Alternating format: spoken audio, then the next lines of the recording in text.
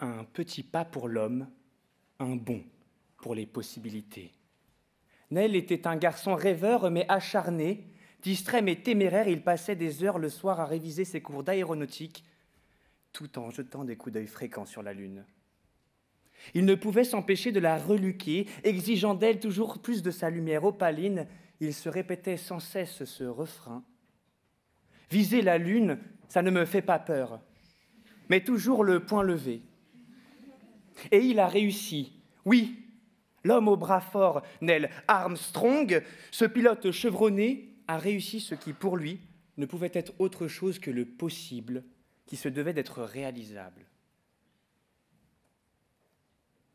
Mesdames, Messieurs, chers membres du jury, chère audience, nous devons arrêter d'exiger l'impossible, tout simplement parce que tout ce qui nous paraît impossible aujourd'hui se retrouvera possible le lendemain. Oui. Prenons notre mal en patience et cessons de rêver l'illusoire. Redescendons sur Terre au lieu d'avoir la tête sur la Lune. Cessons de vouloir obligatoirement réaliser nos fantasmes les plus fous, les plus inouïs, qui nous poussent hors de la réalité.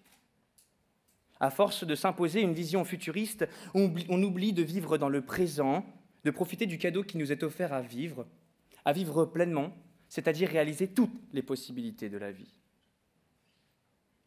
Nous avons voulu naviguer et découvrir des terres. Il aura simplement fallu attendre 1492 qu'une colombe à l'œil marin s'en revendique capable. Et par la suite, cette pratique est revenue accessible, répandue.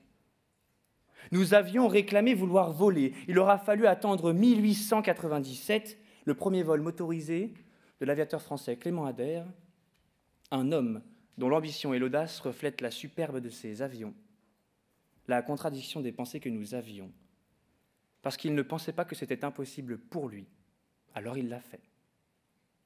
Tout simplement. Et depuis, se déplacer et voyager en avion est devenu chose habituelle pour nous. Et nous demandons désormais à franchir les frontières de la Terre pour nous rendre dans l'espace, là où nous pourrions tendre vers notre but ultime de petit prince qui rêve sur la Lune, et aussi probablement croiser une petite voiture Tesla par la même occasion. Mais il nous faut attendre que cet usage se diffuse. Oui. Ne rendons pas indispensable ce qui n'est pas encore de notre ressort pour pouvoir rebondir sur nos pas. Parce qu'à vouloir tout de suite, nous n'obtiendrons rien demain. Les fruits de notre travail et de nos exigences peuvent prendre des années, des siècles et surtout des générations avant de mûrir. Mais si nous les prélevons trop tôt, par une soif défendue, les fruits se gâtent et se décomposent pour ne donner que le jus d'une frustration amère. Cette même frustration qui germe en nous et détruit tout espoir de voir fleurir un jour ce qui ne nous est tout simplement pas encore accessible maintenant. Il nous faut donc accepter notre condition actuelle. Prétendons à ce que nous sommes capables de faire, à ce que nous sommes capables d'accomplir avec les moyens qui nous sont disponibles dans notre temps. Mesdames, Messieurs, honorables jurés, tendre audience, papa, maman en vidéo, soyons patients. Soyons patients pour aspirer à ce que nous nous donnons en vue d'approcher, pour ne pas brûler nos ailes de cire, nos ailes de bougie, car nous voulons aspirer à ce qui fait fondre nos projets. Mais arrêter d'avancer l'impossible ne veut pas dire qu'on ne peut plus y penser.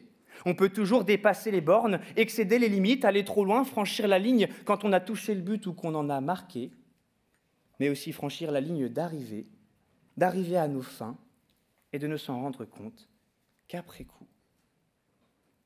Oui, nous pouvons envisager l'impossible, mais il ne faut pas nous l'imposer. Il nous faut nous empêcher de le rendre à l'impératif et de vivre par le conditionnel, parce que le meilleur de tous les temps, c'est de vivre dans le nôtre.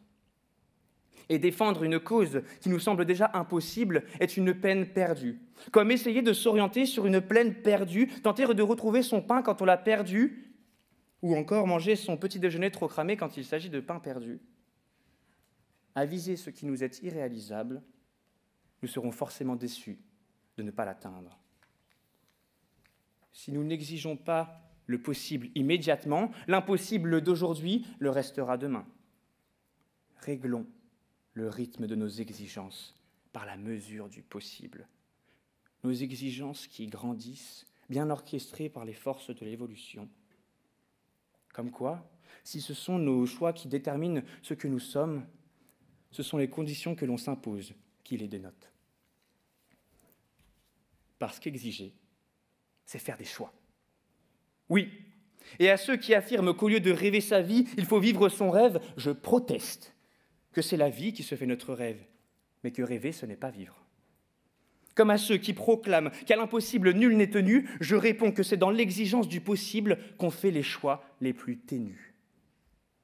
Précisément parce qu'il n'existe pas de choix inabordables.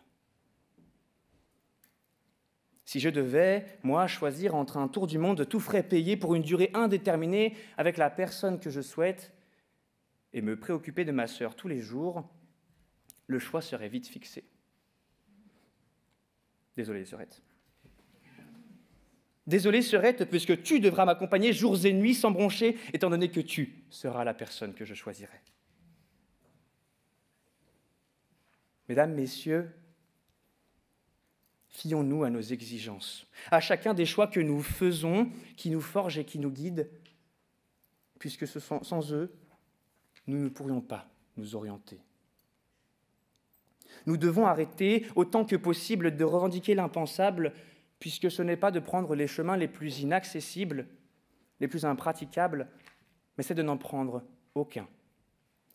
Alors qu'à prétendre à l'éventuel, on aura beau viser la lune, foncer droit dans le mur pour voir des étoiles qui nous tournent au-dessus de la tête, au moins la chute nous aura permis d'avoir la tête dans les étoiles. La résolution nous offre ainsi l'opportunité de nous réorienter, de retrouver le chemin qui nous paraît alors le plus possible, le plus probable, même si c'était le mauvais au départ, même si c'était le mauvais départ. Quand l'exigence de l'impossible mène à la perdition, l'exigence du possible nous assure d'une bonne étoile, de l'alignement des constellations.